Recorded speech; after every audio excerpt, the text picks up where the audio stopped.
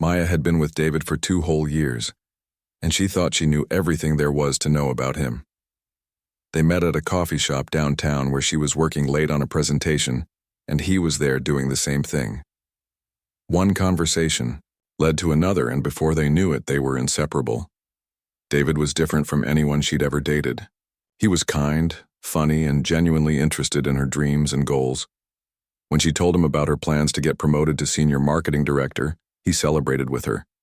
When she felt overwhelmed with work, he brought her favorite takeout and sat with her while she finished her projects. He was the kind of man who remembered that she liked extra foam in her coffee and always texted her good morning before she even woke up.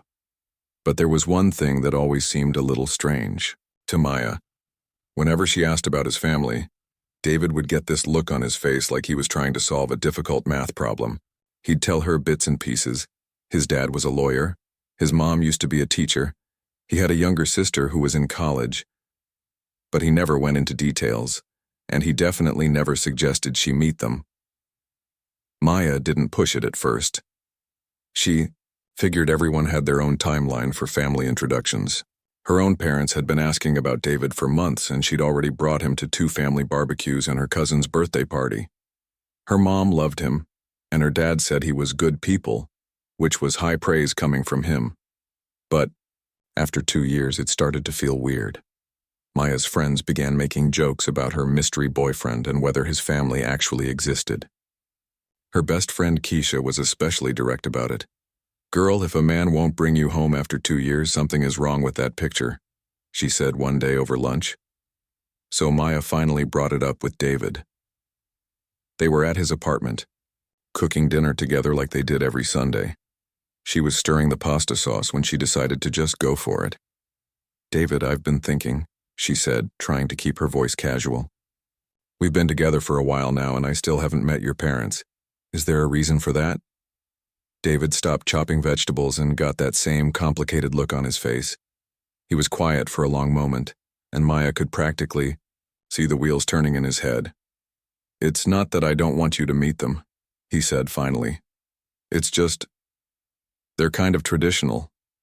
They have certain expectations about things." "What kind of expectations?" Maya asked, though she was starting to get a sinking feeling in her stomach. "Just, you know how older people can be. They grew up in a different time. They might need some time to adjust." Maya felt her heart skip a beat, but not in a good way. She'd heard this kind of language before, and it usually meant one thing. But she didn't want to jump to conclusions. Maybe David's parents were just really particular about education or career success or something like that. "David, are you trying to tell me your parents have a problem with black people?" she asked directly. The way David's shoulders tensed up told her everything she needed to know, even before he started talking. "It's not that simple," he said quickly. "They're not bad people, Maya. They've lived in the same neighborhood, their whole lives, around the same kinds of people. They don't really understand different cultures." Maya felt something cold settle in her chest. Different cultures. Like being black was just a cultural choice she'd made, not who she was as a person. "So they don't know I'm black," she said. "It wasn't a question. I told them you were beautiful and smart and successful," David said, still not looking at her. "I told them you have an MBA and you're amazing at your job. But you didn't tell them I'm black." "I didn't think it mattered." Maya turned off the stove and faced him completely. "David, if it doesn't matter, then why haven't you told them?" He finally looked at her, and she could see he was struggling. "Because I know they'll make it into a bigger deal than it needs to be, and I don't want their ignorance to hurt you, but keeping me hidden from them for 2 years doesn't hurt me." David ran his hands through his hair, something he did when he was stressed. "You're right. I know you're right. I love you, Maya. And I love them too, even though they're not perfect. I kept hoping I could figure out a way to make this work without anyone getting hurt." Maya felt her anger starting to build, but she also felt sorry for David.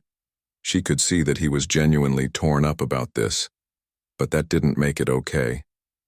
"David, I'm not asking you to choose between me and your family, but I am asking you to be honest with them about who I am. And if they can't accept that, then we need to figure out where that leaves us." They talked for another hour, and by the end of it, David had agreed to arrange a dinner with his parents. Maya could tell he was nervous about it, but she also felt hopeful. Maybe once they met her and saw that she was just a regular person who loved their son, they'd realize their fears were unfounded. 3 weeks later, Maya stood in front of her closet trying to decide what to wear to meet David's parents.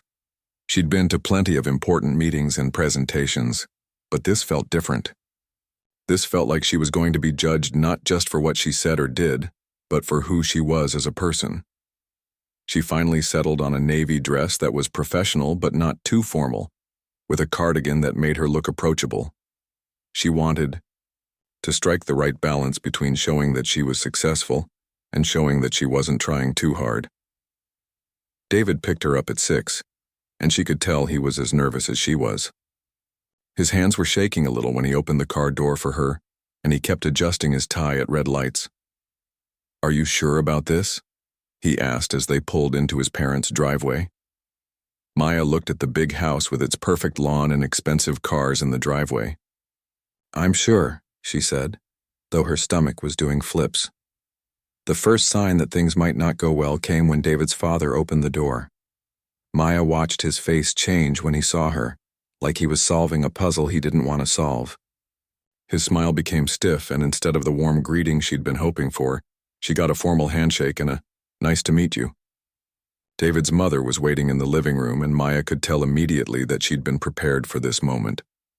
Her smile was polite, but cold, and she kept looking at Maya like she was trying to figure something out. "So, Maya," David's mother said once they were all sitting down, "David tells us you work in marketing.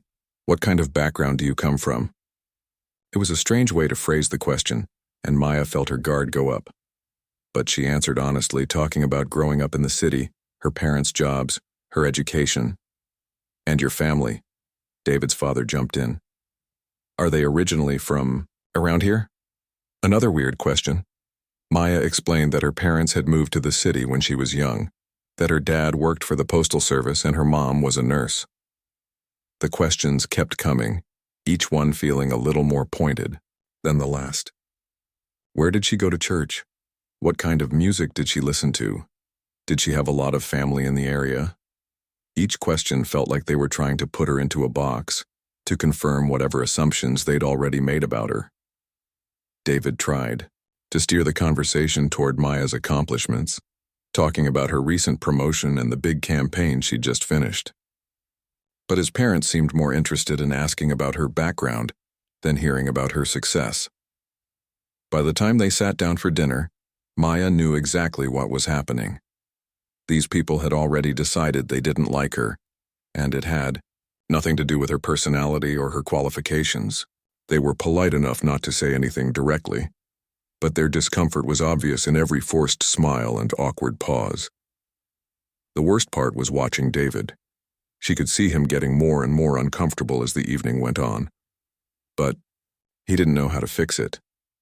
He kept trying to change the subject or highlight Maya's achievements, but his parents weren't really listening. As Maya sat there, picking at her food and answering more questions about her origins, she realized this was just the beginning. If David's parents were this uncomfortable just meeting her, what would happen if things between her and David got more serious? What would happen if they wanted to get married? She looked across the table at David, who was staring at his plate like it might have answers written on it. She loved him, but for the first time she wondered if love would be enough to overcome what they were up against. The evening ended with more polite but cold goodbyes, and Maya knew she'd failed some tests she hadn't even known she was taking. As they drove home in silence, she couldn't shake the feeling that this was just the beginning of a much bigger problem. After that dinner with David's parents, things got complicated between Maya and David. They both knew the meeting hadn't gone well, but they dealt with it in different ways. Maya wanted to talk about what happened, to figure out how they were going to handle his parents' obvious discomfort with her. David, on the other hand, seemed to want to pretend it never happened. "They just need time to get to know you," he kept saying whenever Maya brought it up. "Once they see how amazing you are, they'll come around."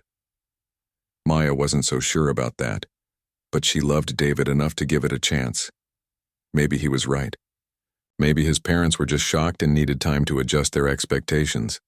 6 months passed, and slowly things started to feel normal again. David was back to his usual sweet self, bringing her coffee in the morning and listening to her talk about work problems. They fell back into their comfortable routine of Sunday dinners and movie nights. Maya almost started to believe that maybe the dinner with his parents had just been an awkward first meeting that would get better over time. Then David planned a surprise weekend getaway to a cabin by the lake. He said he needed to get away from work stress and wanted to spend some quiet time together. Maya was excited about it. They both had been working so much lately that they barely had time for real conversations anymore. The cabin was perfect. It was small and cozy with a fireplace and a view of the water. They spent Friday night cooking dinner together and talking about everything except work and family drama. It felt like the early days of their relationship when everything was simple and easy. Saturday morning, they went for a walk along the lake. The weather was perfect and Maya felt more relaxed than she had in months. David seemed different too, like he was working up the courage to say something important. They found a spot by the water and sat down on a fallen log. David was fidgeting with something in his pocket, and Maya could tell he was nervous about something. "Maya," he said, turning to face her completely. "I know the past few months haven't been easy. I know meeting my parents was weird, and I know I haven't handled everything perfectly." Maya's heart started beating faster. She wasn't sure where this conversation was going, but she could tell it was important. "But the thing is," David continued, "none of that matters to me. What matters is how I feel about you and how you make me feel about myself. You make me want to be a better person, Maya. You make me brave." He pulled a small box out of his pocket, and Maya felt like the world stopped moving. "I love you more than I ever thought I could love anyone," David said, getting down on one knee. "And I want to spend the rest of my life proving that to you. Maya Thompson, will you marry me?"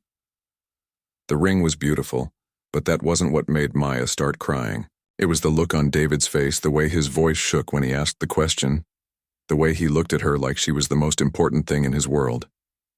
"Yes," she said, barely able to get the word out through her tears. "Yes. Of course. Yes."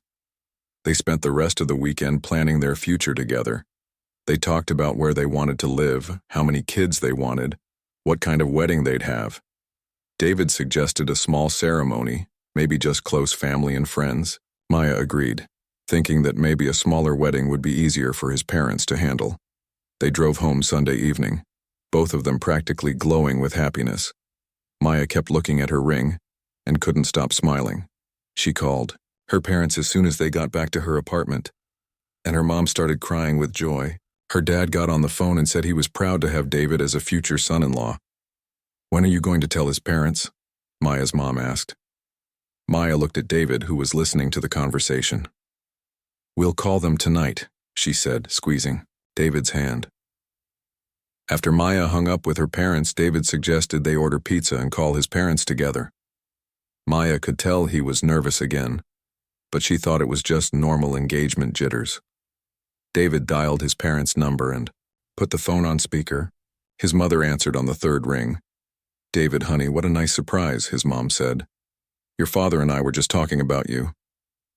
"Hi, Mom," David said, his voice a little shaky. "Is Dad there too? I have some news I want to share with both of you." "Let me get him," his mom said. Maya could hear her calling for David's father in the background. "What's going on, son?" David's dad said when he got on the phone. David took a deep breath. "Mom, Dad, I wanted to tell you both that Maya and I got engaged this weekend. We're going to get married." The silence that followed was so long and complete that Maya wondered if the call had been dropped. She looked at David, who was staring at the phone like it might explode. Finally, David's father spoke. "You're joking, right?" "No, Dad, I'm completely serious. I proposed to Maya yesterday and she said yes. We're engaged." Another long silence. Then Maya heard David's mother make a sound like she was choking. "David," his father said, his voice cold in a way Maya had never heard before. "You need to think very carefully about what you're doing here." "What do you mean?" David asked, though Maya could tell from his face that he knew exactly what his father meant. You know what I mean, his father said.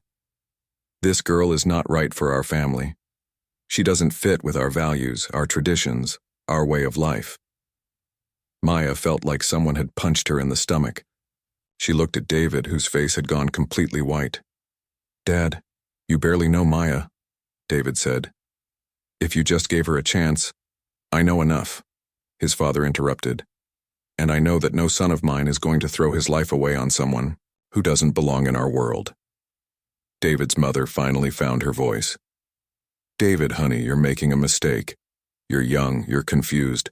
This isn't love, it's just infatuation. You'll realize that once you step back and think clearly. Mom, I love Maya, David said, his voice getting stronger. She's the woman I want to marry. Over my dead body, his father said flatly. David, if you go through with this ridiculous plan, you need to understand what you're giving up. Your trust fund, your job at the firm, your inheritance. Everything we've built for you, everything we've planned for your future. Maya couldn't believe what she was hearing. David's parents were literally trying to buy him away from her.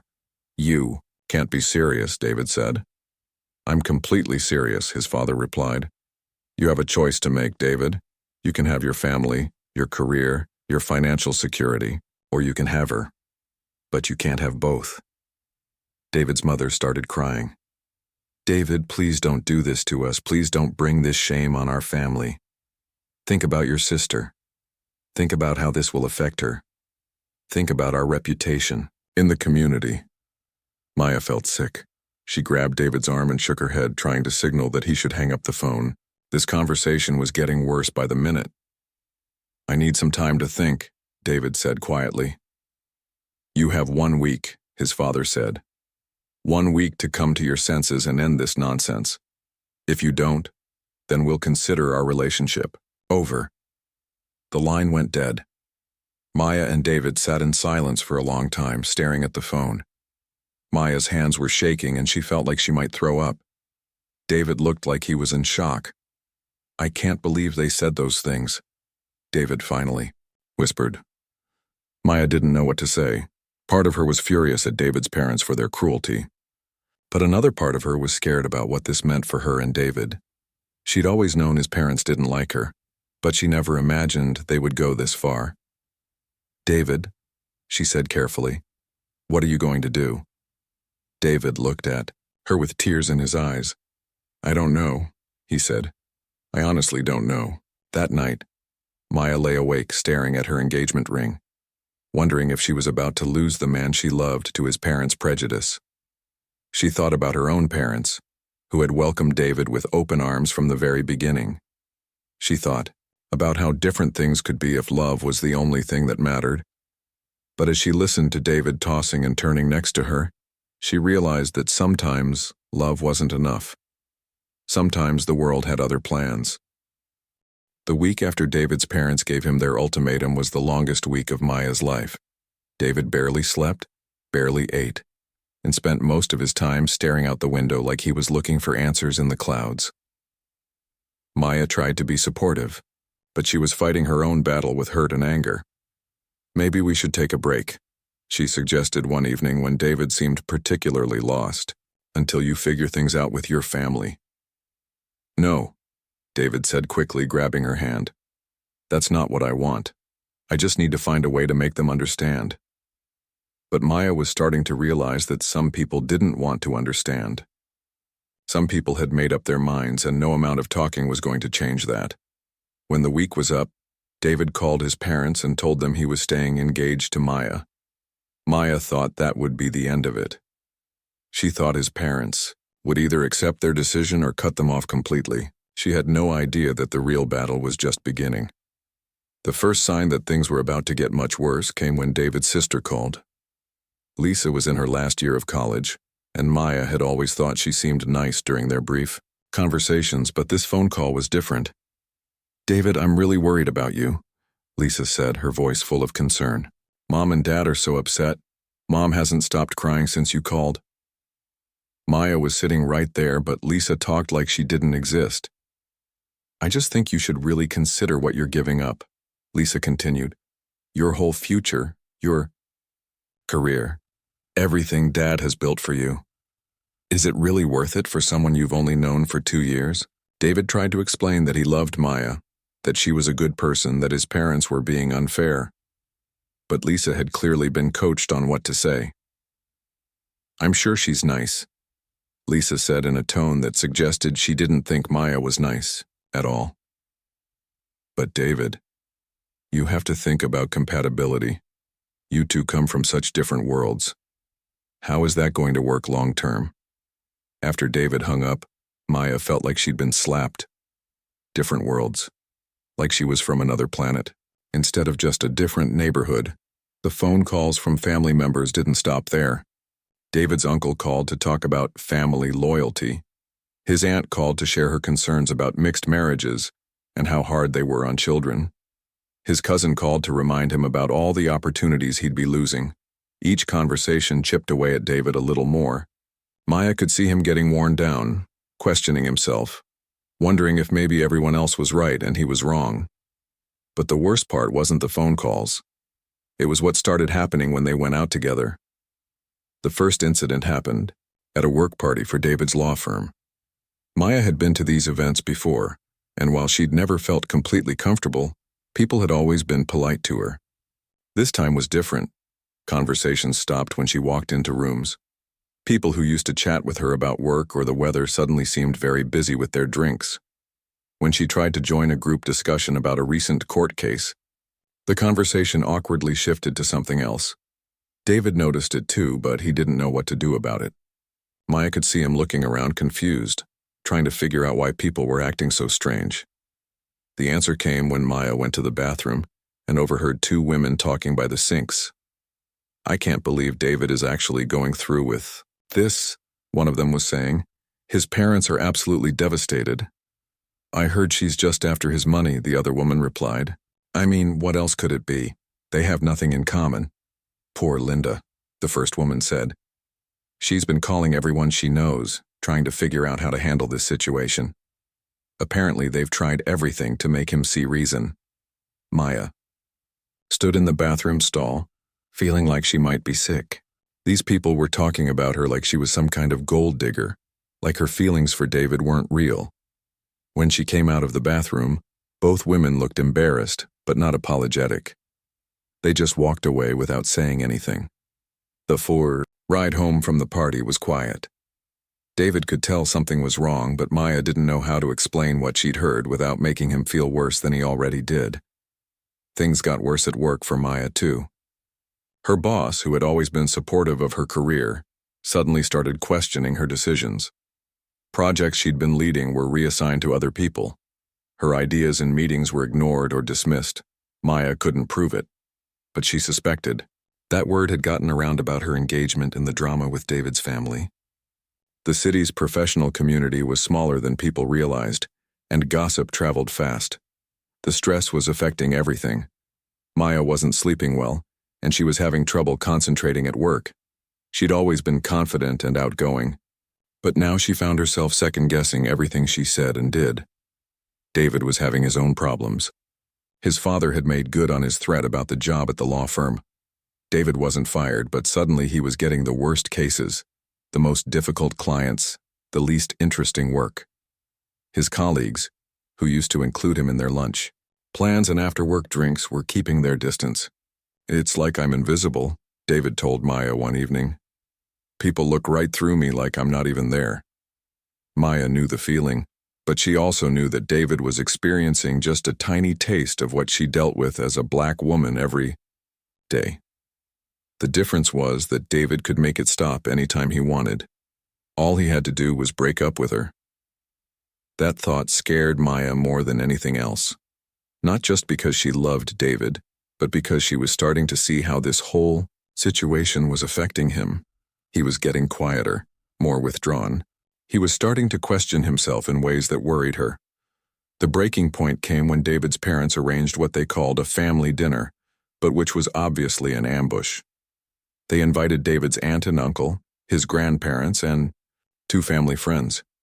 Maya wasn't invited, of course. David told her about it afterward, and she could see how upset he was. They spent 3 hours telling me all the reasons why our engagement was a mistake, he said.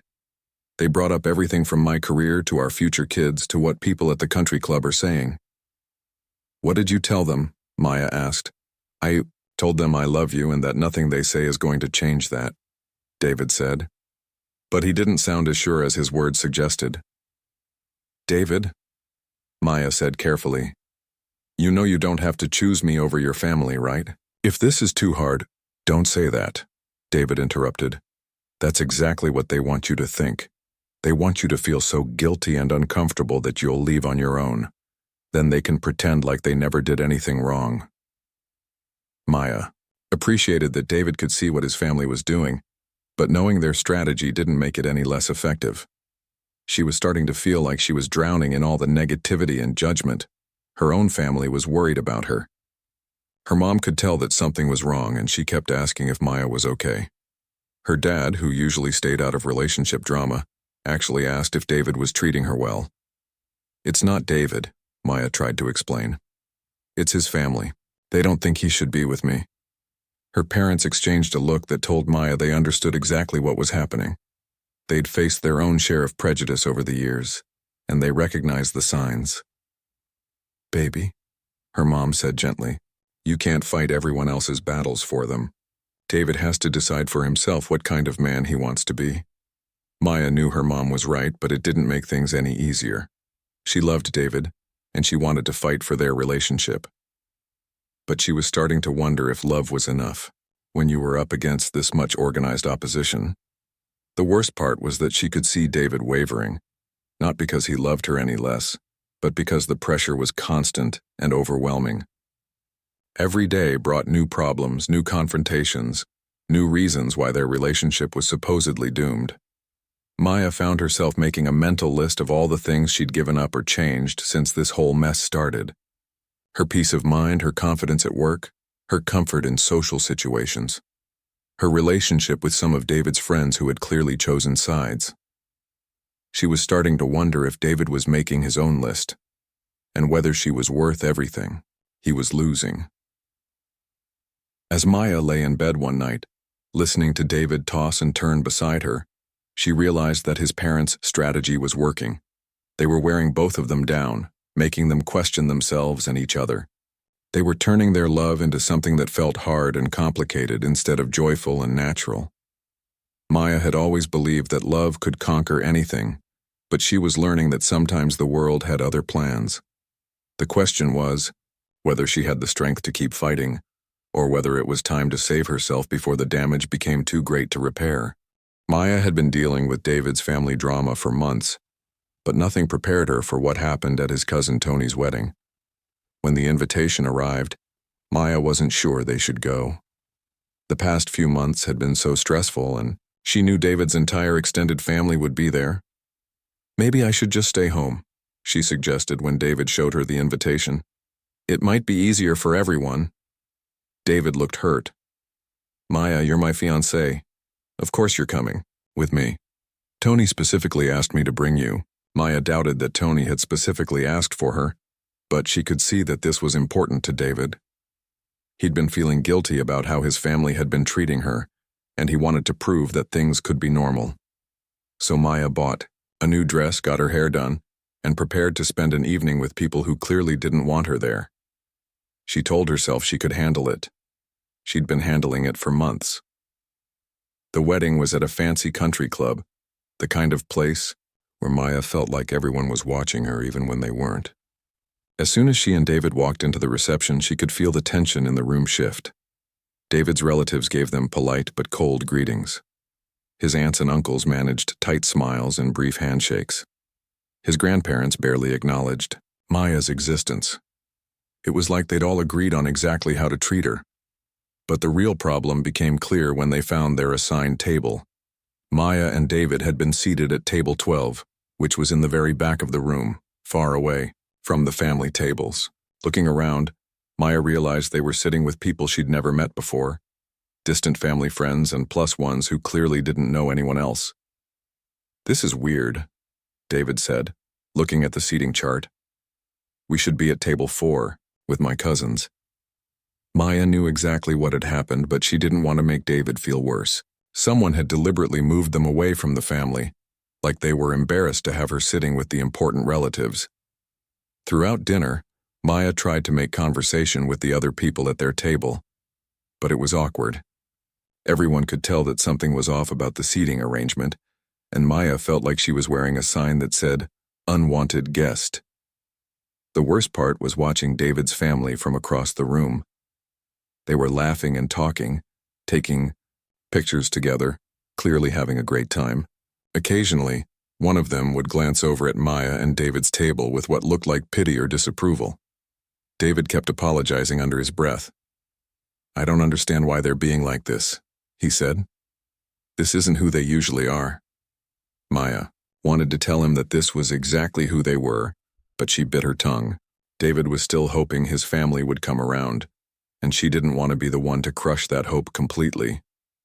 After dinner, when people started dancing and mingling, Maya thought things might get better. She was wrong. Every conversation she tried to join seemed to die as soon as she approached. People would suddenly remember they needed to check on something or talk to someone else. Maya found herself standing alone more and more often, while David got pulled into family discussions that she clearly wasn't invited to join. The breaking point came when Maya was standing near the bar, waiting for David to finish talking to his uncle about some family business. She could see David's mother, Linda, talking to a group of women near the wedding cake. Maya wasn't trying to eavesdrop, but Linda's voice carried across the room. "I just don't understand why some people insist on forcing themselves into families where they clearly don't belong," Linda was saying, her voice loud enough for half the room to hear. "It's so uncomfortable for everyone involved." One of the other women nodded sympathetically. "It must be so hard for you, Linda, having to deal with all this drama." "It is hard," Linda replied dramatically. "You try to raise your children with good values, to make good choices, and then something like this happens. It's like they don't care about family at all." Maya felt her face get hot. Linda was talking about her like she was a disease that had infected the family, and she was doing it loudly enough that everyone at the reception could hear. "I mean, what kind of person breaks up a family like this?" Linda continued. "What kind of person causes this much trouble and then acts like she's the victim?" That was the moment Maya had had enough. She walked over to where Linda was standing, her heart pounding but her head clear. The group of women saw her coming and got quiet, but Linda was still talking. "Some people just have no sense of boundaries," Linda said, not noticing that Maya was right behind her. "No understanding of how their actions affect other people." "You're absolutely right," Maya said loudly enough for everyone nearby to hear. "Some people really don't understand boundaries." Linda turned around, and Maya could see the shock and embarrassment on her face when she realized Maya had heard everything. But Maya wasn't done. She looked around at all the people who had been listening to Linda's speech, and she decided it was time to say what she'd been holding back for months. "You know what?" Maya said, her voice carrying across the reception hall. "I think it's time someone talked about what's really happening here." The room was starting to get quiet. People were turning to see what was going on. Maya could see David pushing through the crowd, trying to get to her, but she didn't wait for him. "For months, I've been trying to be polite," Maya continued. "I've been trying to understand why David's family treats me like I'm not good enough for him. I kept thinking, maybe if I was nice enough, smart enough, successful enough, they'd accept me." Linda looked like she wanted to disappear, but Maya wasn't going to let her off the hook. "But tonight I finally understand," Maya said, looking directly at Linda. "This has nothing to do with who I am as a person.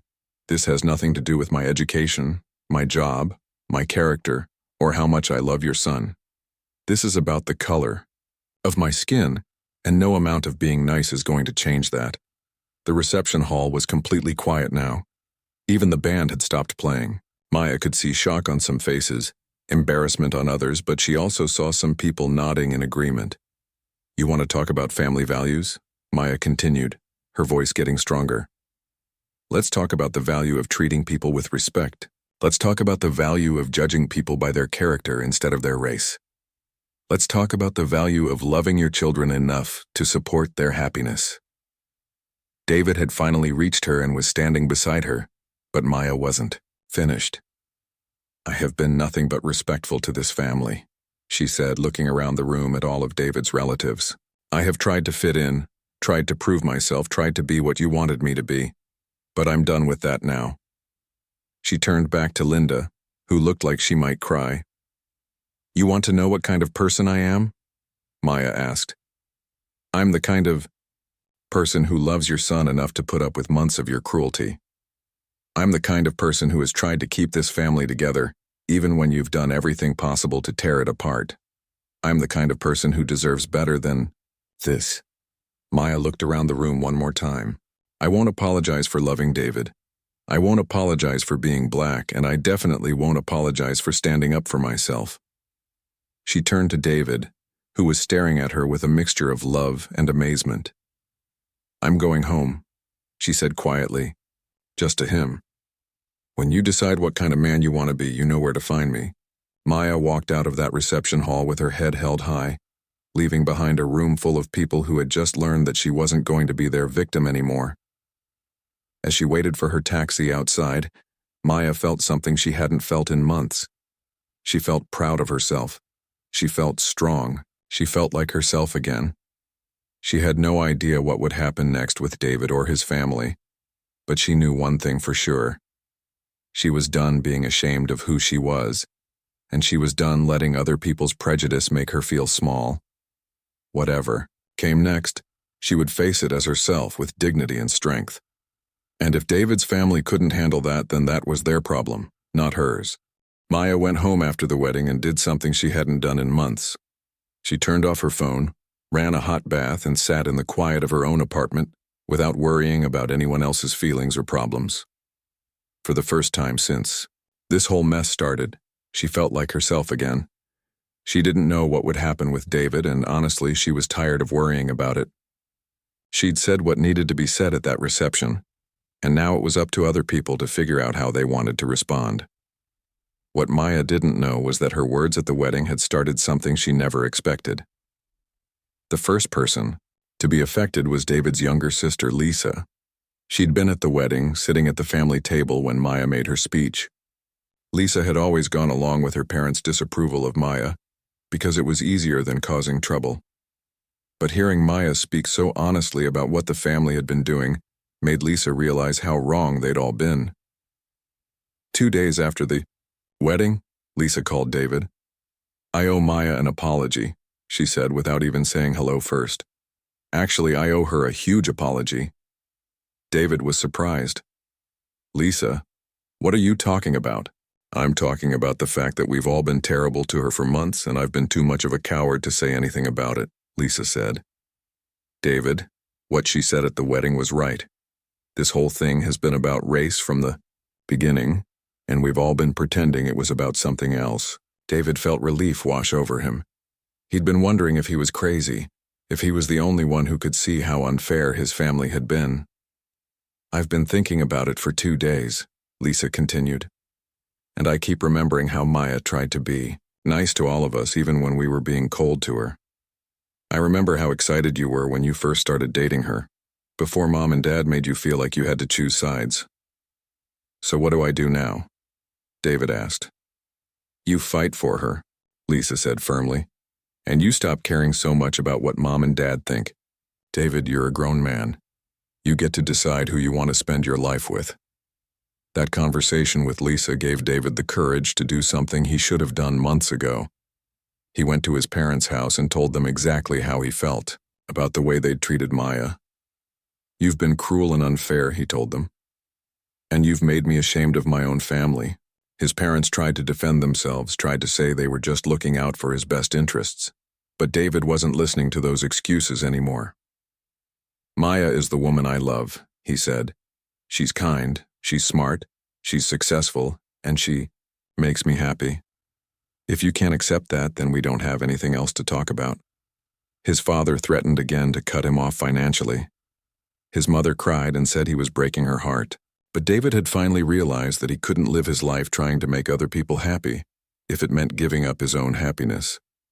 Meanwhile, word about what happened at the wedding was spreading through their social circle, and the reaction wasn't what David's parents had expected. Michael, David's best friend from law school, had been at the wedding. He'd watched the whole confrontation, and he was disgusted by how David's family had treated Maya. Michael had always liked Maya, but he'd stayed quiet about the family drama because he didn't want to get involved. After the wedding, he realized that staying quiet was the same as taking sides. Michael started telling people what he'd witnessed. He talked about how Maya had been isolated at the reception, how David's mother had deliberately humiliated her, and how Maya had responded with dignity and strength. "I've never seen anything like it," Michael told his wife. "This woman stood up in front of a room full of people who hated her and spoke the truth with such grace. It was incredible." Michael's wife shared the story with her friends. Those friends shared it with their friends. Soon people all over the city were talking about the young woman who had stood up to a racist family at a wedding. But the conversation wasn't just about Maya. People started examining their own behavior, their own families, their own assumptions about race and relationships. Some of David's colleagues at the law firm, who had been treating him coldly for months, started to feel ashamed of themselves. They realized they'd been influenced by office gossip and family politics instead of making their own judgments about David and Maya. One of the senior partners at the firm, a man named Richard who had always respected David's work, heard about what was happening and was appalled. Richard had lived through the civil rights movement as a young man, and he recognized prejudice when he saw it. Richard called David into his office and asked him directly what had been going on. David, feeling braver after his confrontation with his parents, told Richard the whole story. "This is unacceptable," Richard said when David finished. "No one should have to deal with this kind of treatment in our workplace." Richard made it clear to David's father and the other partners that discrimination of any kind wouldn't be tolerated at the firm. He also made sure David got back the good cases and the respect he deserved. But the biggest change came from an unexpected source. David's cousin Tony, whose wedding had been the scene of Maya's confrontation, called David a week after his reception. "I need to apologize," Tony said, "for the seating arrangement, for not stopping my aunt when she was talking about Maya, for all of it." Tony explained that he'd been getting calls from wedding guests who were upset about what they'd witnessed. Several people had told Tony they were embarrassed to have been part of an event where someone was treated so badly. "One of my friends said something that really stuck with me," Tony told David. He said, "If that's how your family treats people, what does that say about you?" And he was right to ask that question. Tony had decided to have a conversation with the whole extended family about their behavior. He organized a family meeting and invited everyone who had been at the wedding. "We need to talk about what happened," Tony told the family, "and we need to figure out how we're going to make this right." Not everyone was ready to change their minds. Some of David's older relatives still insisted they weren't racist, they just wanted David to marry someone more suitable. But other family members, especially the younger ones, spoke up about how ashamed they felt. David's Aunt Patricia surprised everyone by admitting that she'd been wrong.